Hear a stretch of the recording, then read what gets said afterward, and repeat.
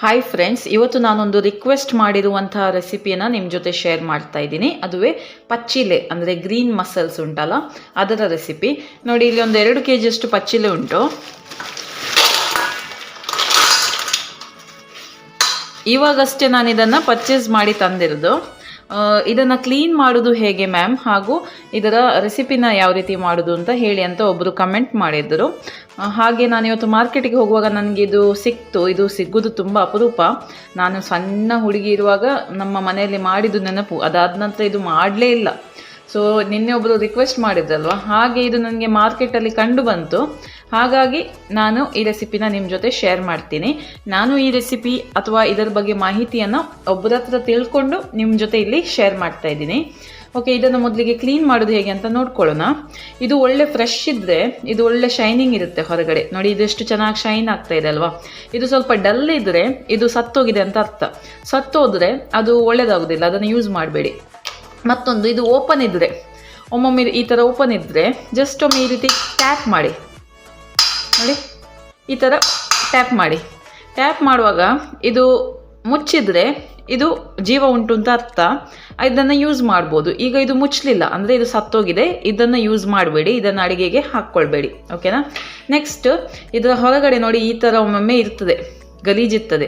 ಇದನ್ನೆಲ್ಲ ನಾವು ತೆಗಿಬೇಕು. ಚಾಕುವಿನ ಸಹಾಯದಿಂದ ಇದನ್ನು ತೆಗಿಬೋದು, ಅಥವಾ ಸ್ಕ್ರಬ್ಬರಲ್ಲಿ ಉಜ್ಜಿ ತೆಗಿಬೋದು. ಸ್ವಲ್ಪ ಕ್ಲೀನ್ ಮಾಡಬೇಕು ಇದನ್ನು ಹೊರಗಿಂದ ಫಸ್ಟಿಗೆ. ಓಕೆ, ಕೆಲವರಿಗೆ ಕ್ಲೀನ್ ಮಾಡಲಿಕ್ಕೆಲ್ಲ ಗೊತ್ತಿಲ್ಲ ಅಂತೆ, ಹಾಗಾಗಿ ನಾನು ಎಷ್ಟು ಡೀಟೇಲಲ್ಲಿ ತೋರಿಸಿದ್ದು. ನೋಡಿ, ಈ ಥರ ಎಲ್ಲ ಇದ್ದರೆ ಇದನ್ನು ಈ ರೀತಿ ಚಾಕುವಿನಿಂದ ನೀವು ತೆಗೆದು ಕ್ಲೀನ್ ಮಾಡ್ಬೋದು. ಆಯಿತಾ.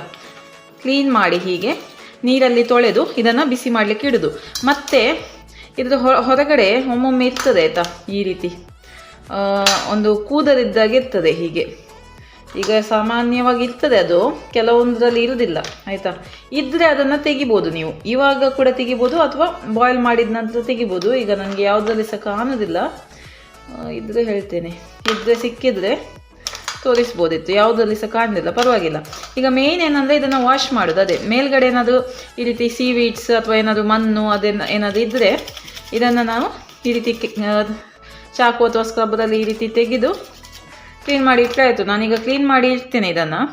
ನೋಡಿ, ಈ ಥರ ಇರುತ್ತೆ. ನೋಡಿ, ಈ ಥರ ಕೂದಲಿದ್ದಾಗ ಇರ್ತದೆ.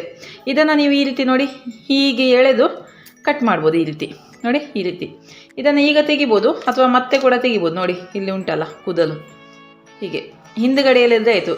ಈ ಸೈಡಿಗೆ ಈ ರೀತಿ ಎಳೆದ್ರೆ ಬರ್ತದೆ. ಆಯಿತಾ. ಬರದಿದ್ದರೆ ಮತ್ತೆ ಚಾಕುವಿನಲ್ಲಿ ಕಟ್ ಮಾಡಿದರೆ ಆಯಿತು. ನೋಡಿ, ಈ ಥರ. ಓಕೆನಾ. ಸೊ ಇದು ಕ್ಲೀನ್ ಮಾಡೋದು ತುಂಬಾ ಇಂಪಾರ್ಟೆಂಟ್. ನೆಕ್ಸ್ಟ್, ಇದನ್ನು ಬಿಸಿ ಮಾಡಲಿಕ್ಕೆ ಇಡ್ಲಿಕ್ಕೆ ಉಂಟು. ಈಗ ಇದನ್ನು ವಾಶ್ ಮಾಡಿ ತರ್ತೇನೆ. ಫಸ್ಟಿಗೆ ಇದನ್ನೆಲ್ಲ ಕ್ಲೀನ್ ಮಾಡಿ ವಾಶ್ ಮಾಡಿ ತರ್ತೇನೆ. ಓಕೆ, ನೋಡಿ, ಈಗ ಚೆಂದ ಮಾಡಿ ವಾಶ್ ಮಾಡಿ ತಂದಿದ್ದೀನಿ. ಇನ್ನು ಇದನ್ನು ಬೇಯಿಸ್ಲಿಕ್ಕೆ ಇಡೋಣ. ಸೊ ನಾನು ಮಣ್ಣಿನ ಪಾತ್ರೆಯಲ್ಲಿ ಬೇಯಿಸ್ತೀನಿ. ಸ್ವಲ್ಪ ಇದು ಮುಳುಗುವಷ್ಟು ನೀರನ್ನು ಹಾಕಿ ಚೆನ್ನಾಗಿ ಕುಕ್ ಮಾಡಬೇಕು. ಕುಕ್ ಮಾಡುವಾಗ ಇದೆಲ್ಲ ಓಪನ್ ಆಗುತ್ತೆ. ಆನಂತರ ಇದರ ಒಳಗಡೆ ಏನು ಇದೆ ನೋಡಿ ಮಾಂಸ, ಅದನ್ನು ಯಾವ ರೀತಿ ಕ್ಲೀನ್ ಮಾಡೋದು ಅಂತ ಹೇಳಿಕೊಡ್ತೀನಿ. ಮೊದಲಿಗೆ ಇದನ್ನು ಬೇಯಿಸ್ಲಿಕ್ಕೆ ಇಡೋಣ. ಓಕೆ, ನೋಡಿ, ನಾನು ಇದಕ್ಕೆ ಎಷ್ಟು ಬೇಕೋ ಅಷ್ಟು ನೀರನ್ನು ಹಾಕಿ ಬಿಸಿ ಮಾಡಲಿಕ್ಕೆ ಇಡ್ತಾ ಇದ್ದೀನಿ. ಮುಚ್ಚಲನ್ನು ಮುಚ್ಚಿ ಇದನ್ನು ಬಿಸಿ ಮಾಡ್ಕೊಳ್ಳೋಣ. ಓಕೆ, ನೋಡಿ ಅಂತ ಇದು ಚೆಂದ ಕುಕ್ ಆಗಿದೆ. ಫ್ಲೇಮನ್ನು ಆಫ್ ಮಾಡಿದ್ದೇನೆ. ನೋಡಿ, ಚೆಂದ ಓಪನ್ ಆಗಿದೆ. ನೋಡಿ, ಈ ಥರ. ಓಕೆ, ಇನ್ನು ಇದರ ಮಾಂಸನ ತೆಗೆದು ಕ್ಲೀನ್ ಮಾಡಲಿಕ್ಕೆ ಉಂಟು. ಅದು ಹೇಗೆ ಮಾಡೋದು ಅಂತ ಹೇಳಿಕೊಡ್ತೀನಿ. ಇದು ಸ್ವಲ್ಪ ತಣ್ಣಗಾಗಲಿ. ಆಯಿತಾ. ಓಕೆ, ಈಗ ನೋಡಿ ಇದನ್ನು ಹೇಗೆ ಕ್ಲೀನ್ ಮಾಡೋದು ಅಂತ ಹೇಳ್ತೀನಿ. ನೋಡಿ, ಈ ಥರ ಓಪನ್ ಮಾಡಿ ಇದನ್ನು ತೆಗಿಬೇಕು. ಇದರಿಂದನೇ ಹೀಗೆ ತೆಗಿಬೋದು ಮೆಲ್ಲನೆ. ಓಕೆ, ಈ ಥರ ಪ್ರೆಸ್ ಮಾಡಿದರೆ ಬರ್ತದೆ. ಮತ್ತು ನೋಡಿ, ಸರಿಯಾಗಿ ನೋಡಿ, ಈ ರೀತಿ ನೋಡಿ, ಹಿಂದುಗಡೆಯಿಂದ ಈ ರೀತಿ ಓಪನ್ ಆಗುತ್ತೆ. ಇಲ್ಲಿ ಒಮ್ಮೊಮ್ಮೆ ಈ ಕೂದಲು ಥರ ಇರುತ್ತೆ. ಆವಾಗಲೇ ನಾನು ತೋರಿಸಿದಲ್ವ, ಆ ರೀತಿ ಇರುತ್ತೆ. ಆ ರೀತಿ ಇದ್ದರೆ ಅದನ್ನು ತೆಗಿಬೇಕು. ಈಗ ಇದರಲ್ಲಿ ಇಲ್ಲ. ಮತ್ತು ಈ ರೀತಿ ಅದರ ಹಿಂದುಗಡೆ ಇಲ್ಲಿ ವೇಸ್ಟ್ ಪಾರ್ಟ್ ಇರ್ತದೆ. ನೋಡಿ, ಈ ಪಾರ್ಟಲ್ಲಿ ಇಲ್ಲಿ ಈ ರೀತಿ ಓಪನ್ ಮಾಡಿ ಈ ರೀತಿ ಈ ವೇಸ್ಟ್ ಪಾರ್ಟನ್ನು ತೆಗೆದರೆ ಆಯಿತು. ಸ್ವಲ್ಪ ವೇಸ್ಟ್ ಇರುತ್ತೆ, ಕಪ್ಪು ಕಪ್ಪಾಗಿ, ಅದು ವೇಸ್ಟ್. ಆಯಿತಾ. ಅದನ್ನು ತೆಗೆದು ಮಿಕ್ಕಿದ್ದನ್ನು ನೀವು ಯೂಸ್ ಮಾಡ್ಬೋದು. ಆಯಿತಾ. ಈ ರೀತಿ ನೀವು ಮಾಡಿ ಇಡ್ಬೋದು. ಇನ್ನೊಂದು ತೋರಿಸ್ತೀನಿ ನೋಡಿ, ಈ ರೀತಿ ಇರುತ್ತೆ, ಓಪನ್ ಆಗಿರುತ್ತೆ. ಈ ರೀತಿ ಓಪನ್ ಮಾಡೋದು. ಇದರಿಂದ ಈ ರೀತಿ ಇದನ್ನು ತೆಗೆದು ಲೂಸ್ ಮಾಡಿ. ನೋಡಿ, ಈ ಓಪನ್ ಇರುತ್ತೆ. ಇಲ್ಲಿ ಕೂದಲು ಉಂಟಾ ಅಂತ ನೋಡಬೇಕು. ಕೂದಲು ಥರ ಇರುತ್ತೆ, ಅದಿಲ್ಲ. ಹಿಂದುಗಡೆಯಿಂದ ಈ ವೇಸ್ಟ್ ಏರಿಯಾ ಇರುತ್ತೆ ನೋಡಿ, ಇದನ್ನು ವೇಸ್ಟ್ ಅದನ್ನು ತೆಗೆದು ಒಮ್ಮೆ ಈ ರೀತಿ ನೋಡ್ಕೊಳ್ಳಿ. ಓಕೆ, ಏನಾದರೂ ಉಂಟಾ ಅಂತ, ಕಪ್ಪು ಯಾವುದು ಇಲ್ಲ. ಈ ರೀತಿ ನೀವು ಇದನ್ನು ಕ್ಲೀನ್ ಮಾಡ್ಬೋದು. ಅರ್ಥ ಆಯ್ತು ಅಂತ ಅಂದ್ಕೊಳ್ತೇನೆ. ಇನ್ನೊಂದು ಬೇಕಿದ್ದನ್ನು ತೋರಿಸ್ತೀನಿ ನೋಡಿ. ಈ ಥರ ತೆಗೆದು ಇದ್ರ ಸಹಾಯದಿಂದ ಇದನ್ನು ಈ ರೀತಿ ತೆಗೀರಿ. ಆನಂತರ ಕೂದಲುಂಟ ಅಂತ ನೋಡಿ ಇದರಲ್ಲಿ ಕೂದಲುಂಟು ನೋಡಿ, ಕಾಣಿಸ್ತಾ ಇದೆಯಾ? ಈ ಕೂದಲನ್ನು ತೆಗಿಬೇಕು ನೋಡಿ, ಈ ಥರ ಇದನ್ನು ತೆಗಿಬೇಕು.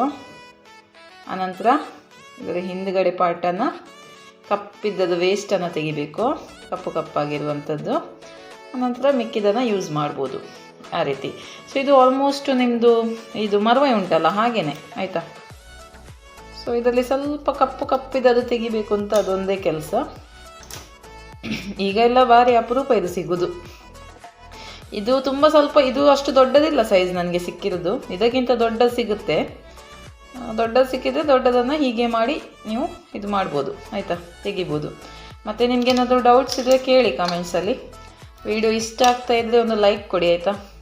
ಒಬ್ಬರು ಸಬ್ಸ್ಕ್ರೈಬರ್, ಒಬ್ಬರು ಫಾಲೋವರ್ ನಮ್ಮದು ಇದನ್ನು ರಿಕ್ವೆಸ್ಟ್ ಮಾಡಿರೋದು.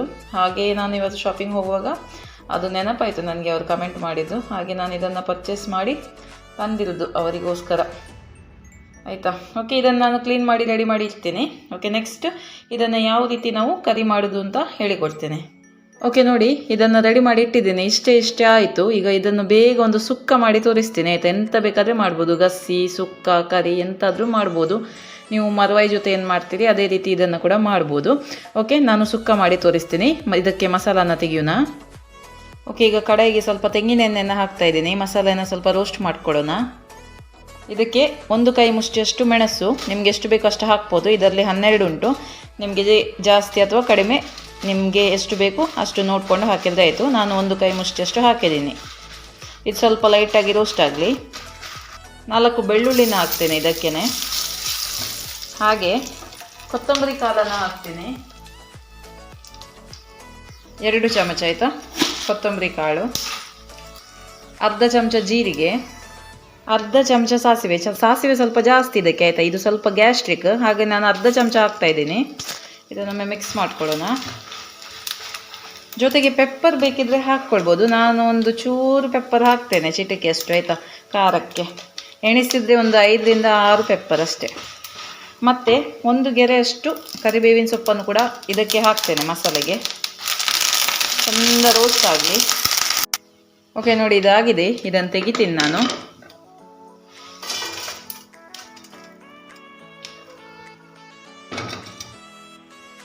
ಇದಕ್ಕೇ ಅರ್ಧ ಗೆರಟೆಯಷ್ಟು ಕಾಯಿ ತುರಿಯನ್ನು ಹಾಕ್ತೀನಿ. ಇದು ಈಗ ದೊಡ್ಡ ದೊಡ್ಡ ಪೀಸಸ್ ಇದ್ದರೆ ಪರವಾಗಿಲ್ಲ, ಮತ್ತು ಮಿಕ್ಸಿಯಲ್ಲಿ ಒಮ್ಮೆ ಪಲ್ಸ್ ಮಾಡಲಿಕ್ಕೆ ಉಂಟು ಇದನ್ನು ಆಯಿತಾ. ಹಾಗೆ ಅರ್ಧ ಚಮಚದಷ್ಟು ಅರಶಿನ ಹುಡಿಯನ್ನು ಹಾಕ್ತಾಯಿದ್ದೀನಿ ಇದಕ್ಕೇ. ಇದನ್ನು ಕೂಡ ಸ್ವಲ್ಪ ಲೈಟಾಗಿ ರೋಸ್ಟ್ ಮಾಡ್ಕೊಳ್ಳೋಣ. ನಾರ್ಮಲ್ ಸುಕ್ಕ ಯಾವ ರೀತಿ ಮಾಡ್ತೀವಿ ಅದೇ ರೀತಿ. ಸ್ವಲ್ಪ ಸಾಸಿವೆ ಹಾಕಬೇಕು ಜಾಸ್ತಿ, ಅಷ್ಟೇ, ಗ್ಯಾಸ್ಟ್ರಿಕ್ ಅಲ್ಲ. ಹಾಗೆ ಲೈಟಾಗಿದು ರೋಸ್ಟ್ ಆಗಲಿ.